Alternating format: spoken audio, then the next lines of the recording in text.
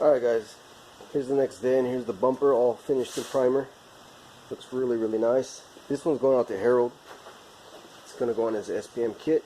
I am including a free aluminum night license plate with the stickers that you can stick on there, and it's wrapped in some plastic. I'll just take the plastic off and then screw it to the plate. Unfortunately, this license plate flipper didn't come with any small screws, so you're going to have to get a couple of those and then pre-drill them. I don't have my drill bits at the shop right now, so I can't drill them on there for you, so I'll just be taping this on there for you.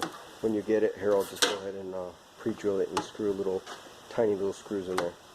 Let me show you how this works. I got it plugged into a battery here, so you can just turn on the switch here. Okay, and then you can do it on here, the control box here. You can hit that one and it will flip it. Okay, or you can use the remote.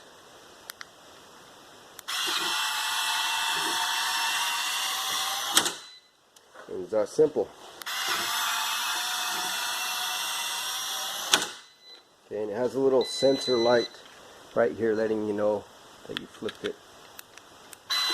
So when you hit it, it starts flashing. You can choose to put that on the dash if you want, or not. You can just conceal it. But yeah, it gives you plenty of room to run that to the rear of the car. And that's pretty much it. I'll go and tape this on for you. I'd love to screw it for you, but I don't have any small screws. So I'm just going to have to tape it for you, and when you get it, you're going to have to do it yourself, Harold.